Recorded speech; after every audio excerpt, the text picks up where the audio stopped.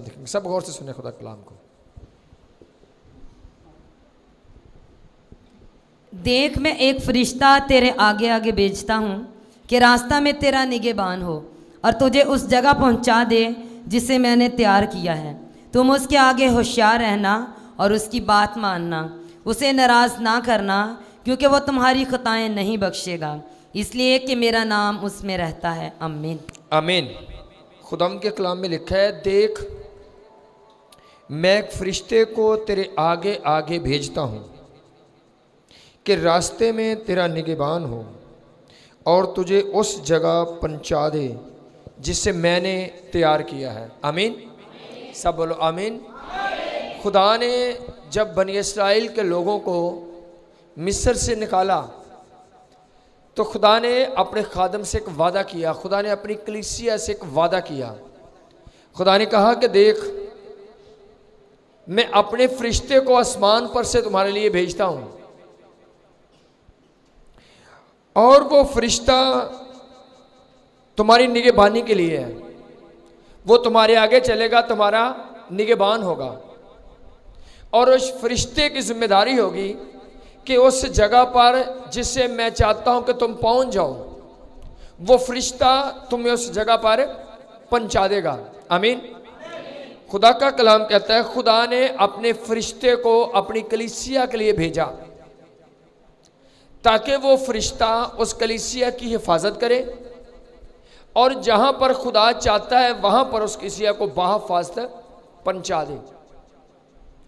वो फरिश्ता जो था वो उस कलीसिया की हर तरफ से हिफाजत करता था, उनको बड़ी बड़ी मुसीबतों से, बड़ी बड़ी बीमारियों से, बड़े बड़े हादसों से वो फरिश्ता बचाता था। अगर कोई अबलीस अटैक करता था तो वो फरिश्ता उसका मुकाबला करता था। वो फरिश्ता उस कलीसिया की हिफाजत करता था, निगहबानी करना उसका काम था। फरिश्ता जब तक वो चलते रहे वो उनके साथ साथ रहा। फरिश्ता उनके लिए राह तैयार करता था, उनके साथ रहता था। सो खुदा का कलाम बयान करता है, जैसे ही खुदा ने कलीसिया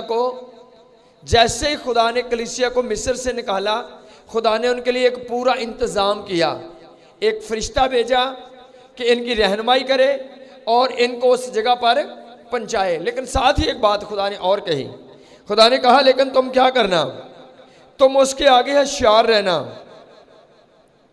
और उसकी बात को भी मानना, उसे नाराज ना करना, क्योंकि वो तुम्हारी खताएं नहीं बख्शेगा। खुदा ने उसके बारे में बताया कि क्या करना, उस फरिश्ते को नाराज ना करना, उसकी बात को मानना, उसे बिल्कुल तुमने नाराज नहीं करना, क्योंकि वो तुम्हारी खताओं को नहीं बख्शेगा। फरिश्ता हिफाजत करने के लिए था, लेकिन अगर कोई बंदा खुता करता था तो वही फरिश्ता उनको सजा दे देता था। खुदा ने कहा था, अगर तुम बाहिफाजत उस मकाम तक पहुंचना चाहते हो तो इस फरिश्ते को कभी नाराज ना करना। उस कलीसिया ने क्या किया, उन्होंने बार बार गुनाह करके, बार बार नाफरमानियां करके हर रोज उस फरिश्ते को नाराज करते रहे और हर रोज वो रास्ते में तबाह होते रहे, मरते रहे।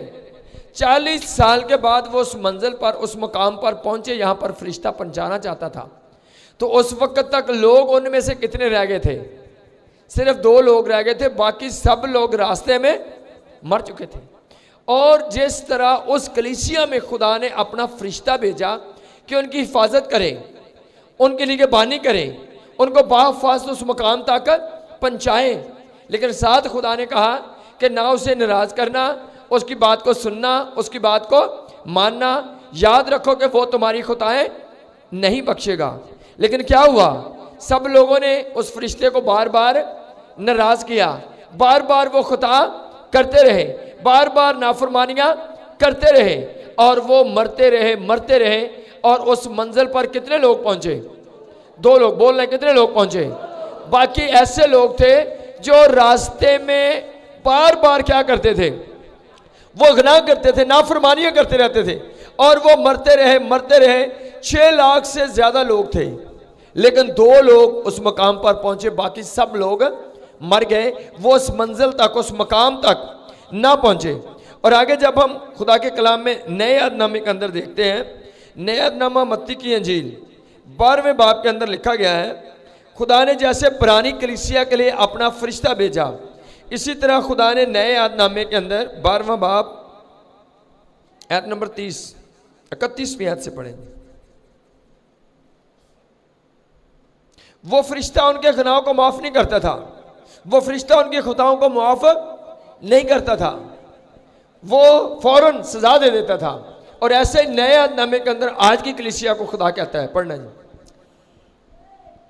इसलिए मैं तुमसे कहता हूँ कि आदमियों का हर गुनाह और कुफर तो माफ़ किया जाएगा, मगर जो कुफर रूह के हक में हो वो माफ़ ना किया जाएगा। जो कोई इब्ने आदम के बरखिलाफ़ कोई बात कहेगा वो तो उसे माफ़ की जाएगी, मगर जो कोई रूहुल कुद्दस के बरखिलाफ़ कोई बात कहेगा वो उसे माफ़ ना की जाएगी, ना इस आलम में ना। खुदा के कलाम में लिखा है, उस वक्त खुदा ने कहा कि मेरे फरिश्ते को नाराज ना करना, मेरा ही नाम उसमें रहता है। यानी वो फरिश्ते की सूरत में मैं ही तुम्हारे साथ हूं, उसे बिल्कुल नाराज ना करना। और आज नए अहदनामे में खुदा का कलाम ये कहता है कि आज यीशु मसीह ने कहा, इसलिए मैं तुमसे कहता हूं कि आदमियों का हर गुनाह कुफर तो मुआफ किया जाएगा, लेकिन जो गुनाह रूह के खिलाफ किया जाएगा वो मुआफ ना किया जाएगा। उस वक्त पुराने अहदनामे में खुदा क्या करता था, जब वो लोग माफ़ी मांगते, कुर्बानी देते, खुदा माफ़ कर देता था।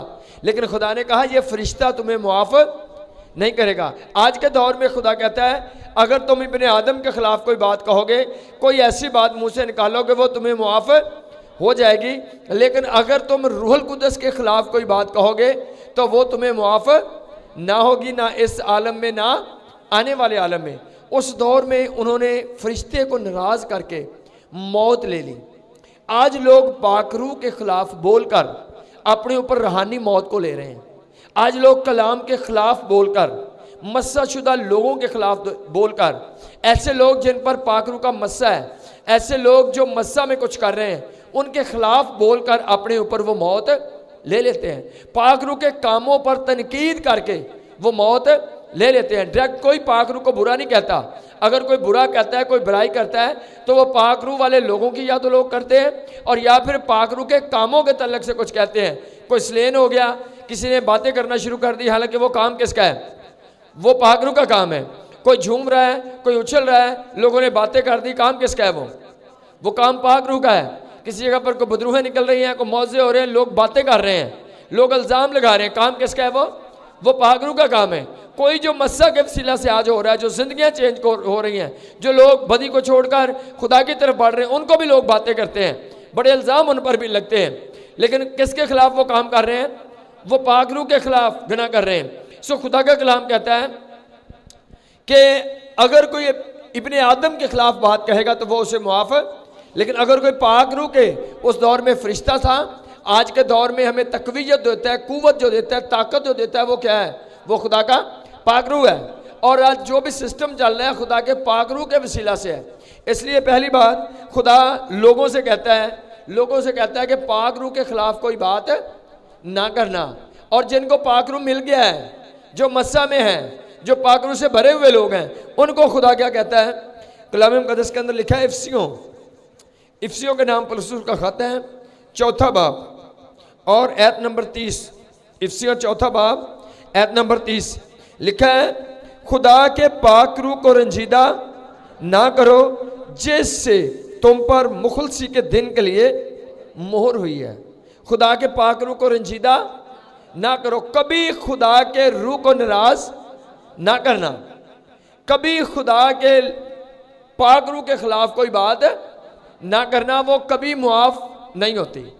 और अगर आपको पाकरू मिल गया है तो कभी कोई ऐसा काम ना करना कि खुदा का पाकरू आपसे नाराज हो जाए, जुदा हो जाए, अलग हो जाए और तुम तन्हा रह जाओ। पुराने अहदनामे में भी वो अकेले अपनी मंजिल पर नहीं पहुंच सकते थे जब तक खुदा का फरिश्ता उनके साथ ना होता। आज भी कभी हम आसमान की बादशाही तक बेऐब नहीं पहुंच सकते जब तक हर रोज़ पाकरू हमारी हिफाजत ना करे, पाकरू हमें कायल ना करे, पाकरू हमारी रहनुमाई ना करे कि ये बोलना है, ये नहीं बोलना, ये करना है, ये नहीं करना। कौन हमारी रहनुमाई करता है, कौन हमारे ज़हन को खोलता है, कौन हमारे ज़हन में डालता है कि आपको ये वाला काम नहीं करना चाहिए। खुदा का पाक रूह है जो हमें अंदर से काहिल करता है, खुदा का पाक रूह है जो हमारी रहनुमाई करता है, ये वाला काम करना है, ये वाला नहीं करना, इधर आपने जाना है, इधर आपने नहीं जाना। ये खुदा के पाक रूह के काम है। सो पहली बात, अगर आप रूह से ममूर नहीं हो तो अपने आप को तैयार करो, खुदा का रूह आप पर भी नाज़िल हो। अगर आपको पाक रूह मिला हुआ है तो कभी पाक रूह को रंजीदा ना करना। कुछ भी जब करते हो, खुदा रूल का खुदा है, पाक रूह जल्द नाराज हो जाता है। पुराने आदनामे में खुदा ने मूसा से क्या कहा? मूसा ने कहा चल निकल इधर से मदियान से और तुम मिस्र में जाकर मेरे लोगों के सामने नबूवत कर, फराउन के सामने नबूवत कर, लोगों को मेरे बारे में बता। लेकिन वो जब जा रहा था तो लिखा है रास्ते में क्या हुआ, जा रहा था तो खुदा के फरिश्ते ने उनको मार देना चाहा। खुदा के फरिश्ते ने चाहा कि इसको जान से ही मार दे, हालांकि रोया है, लेकिन किस लिए वो मारना चाहता था? क्योंकि उसने अपने बच्चों का अभी तक खतना नहीं किया था। और रास्ते में ही उसकी बीवी ने कहा कि हाँ वाकई एक हमारे अंदर ऐसा काम है जो कलाम के मुताबिक ठीक नहीं है, फौरी हमें वो करना है। रास्ते में उन्होंने अपने बच्चे को खतने कर दिए और खुदा का गजब उन पर से टल गया। ऐसे लोग बेशक रूह से ममूर हैं। अगर कोई कानून आप पूरा नहीं कर रहे हो, कोई रूल आप तोड़ रहे हो, तो पाक रूह उससे नाराज हो जाता है। आज उन लोगों पर मसला नहीं है जो छोटी छोटी गलतियां करते ही रहते हैं, जो नाफरमानियां करते ही रहते हैं। दिल में आया कुछ कर लिया, दिल में आया कुछ ना किया, जो जेल में आया वही करते रहे, वो नहीं गौर करते। एक गलती मूसा की कि उसने अपने बच्चों का अभी तक खतना नहीं किया था। खुदा ने कहा इसको मार दिया जाए, फरिश्ता आकर उसको मार देना चाहता था जान से ही, लेकिन फौरी उन्होंने क्या किया? उन्होंने फौरन फर्माबरदारी की और अपने बच्चों का खतना, क्योंकि वो शरीयत के दौर में उस वक्त खतना होता था। आज यीशु मसीह का दौर है, आज खतना नहीं है, आज बपतिस्मा है। और आज हज़ारों लोग जो हैं बड़ी बड़ी मुसीबतों में, बड़ी बड़ी मुश्किलात में, आप उनको कहो खुदा चाहता है तौबा करो, खुदा कहता है अपने गुनाहों की माफ़ी के लिए यीशु मसीह के नाम पर बपतिस्मा लो, तो लोग सालों वेट करते हैं, सालों इंतज़ार करते हैं। लोगों के पास पाक रूह नहीं है, मस्सा नहीं है, लोग सुस्त होकर बैठे हैं, नहीं सोच रहे कि हमें आज ही मस्सा मिलना चाहिए, आज ही हमें पाक रूह से भरना चाहिए। सुजीदो, पुराने अहदनामे में फरिश्ता उनके साथ था, आज नए अहदनामे में पाक रूह आपके। अगर आप वाकई इब्लीस को शर्मिंदा करना चाहते हो तो आपको पाक रूह से भरे रहना है। पाक रूह से कैसे भरे रहते हैं बंदा? जब बंदा मुकम्मल तौर पर फर्माबरदारी करता है, खुदा का रूह फिर आपकी ज़िंदगी में होकर काम करता है। लेकिन जब आप कोई गलती करते हो, कोई खुदा करते हो, खुदा का रूह रंजीदा हो जाता है, खुदा का रूह नाराज़ हो जाता है, खुदा का रूह आपसे अलग हो जाता है। फिर आप देखते हो अब मुझे दुआ में मज़ा नहीं आ रहा, अब मेरा रोज़े रखने को दिल नहीं कर रहा, अभी मेरा विज़िट करने को दिल नहीं कर रहा, अभी मेरा चर्च जाने को दिल नहीं कर रहा, क्योंकि खुदा अब आपके साथ नहीं है। जब मस्सा होता है, आपके अंदर एक जोश होता है चर्च जाने का, आपके अंदर एक जोश होता है दुआ करने का, आपके अंदर जोश होता है अच्छे कामों का, आपके अंदर एक बोझ होता है कि मैंने वाकई खुदा के लिए कुछ करना है। लेकिन जब खुदा का रूह आप एक दिन दुआ नहीं करते हो, पाक रूह का टाइम था वो रंजीदा हो गया, अगले दिन आपका दिल ही नहीं करता, क्योंकि आज पाक रूह है ही नहीं। आज आपने ज़ोर से खुद दावत देनी है, खुद पाक रूह को बुलाना है, खुद उसको मौका देना है, बार बार आपने माफ़ी मांगनी है, फिर खुदा का रूह आएगा, फिर बोझ आएगा दुआ का, फिर जोश आएगा कुछ करने का। सो अगर पुराने अहदनामे में वो फरिश्ता उनके साथ ना होता तो वो 2 लोग भी ना जाते, लेकिन जितने लोग मरे हैं वो भी उस फरिश्ते की वजह से ही मरे हैं। और आज नए के अंदर आज भी खुदा क्या कहता है? आज कहता है पाक रूह को रंजीदा ना करना, इसी के वसीला से तुम पर मुखलसी के दिन के लिए मोहर हुई है। अगर आप आज़ाद हो, क्योंकि बाइबल कहती है यहाँ रूह है वहाँ आज़ादी है, हकीकी आज़ादी जो आपके अंदर है। अगर आप वाकई इब्लीस के बंदरों से आज़ाद हो तो उसकी वजह सिर्फ मसा है। अगर पाक रूह आपके अंदर ना हो तो आप कभी इब्लीस पर गालिब नहीं आ सकते हो। उन्होंने कनान में जाना था, आज हमने आसमान तक पहुंचना है, आसमान की बादशाही में जाना है। उन्होंने हर रोज़ जंगल में से रास्ता निकालना था, आज हर रोज़ इब्लीस हमारे सामने खड़ा है। पाक रूह आकर तहरीक देता है किस तरह से हम इब्लीस पर गालिब आते हैं। सो अगर आप मसा में रहोगे, खुदा के पाक रूह को रंजीदा नहीं करोगे, हकीकी मुखलसी, हकीकी निजात, हकीकी आज़ादी आपकी ज़िंदगी के अंदर होगी। लेकिन अगर मस्सा नहीं तो कलीसिया ज़ीरो है, कुछ भी आप कर नहीं सकते हो। अगर आपके साथ मस्सा नहीं, पाक रूह नहीं, इसलिए यीशु ने कहा जब तक तुम्हें आलम बाला से कुव्वत का लिबास ना मिले, इसी जगह पर ठहरे रहना, बगैर पाक रूह के तुम बाहर नहीं चल सकते हो। बगैर मसा के तुम बाहर नहीं चल सकते हो, बगैर मसा के तुम रूहों को बचा नहीं सकते हो। कोई खिदमत जब तक पाक रूह ना हो, जब खुदा ने कहा अपने में से 7 ऐसे लोगों को चुनो जो इंतज़ाम करें खाने पीने का, तो उसकी पहली शर्त क्या थी? अपने में से 7 नेक नाम लोगों को जो रूह से ममूर हो, जिनके साथ वाकई मसा हो। कोई छोटी खिदमत उन्होंने करनी थी, छोटी खिदमत के लिए भी खुदा क्या कहता था? ऐसे लोगों को चुनो जो रूह से ममूर हो। आज अगर कुछ करना चाहते हो तो आपको रूह से ममूर होना है। पाक रूह आपके अंदर आएगा तो आप वाकई कुछ कर सकोगे, लेकिन अगर पाक रूह रंजीदा है आपके कामों की वजह से, आप कुछ भी नहीं कर सकोगे। खुदा चाहता है मसा से भरे रहो।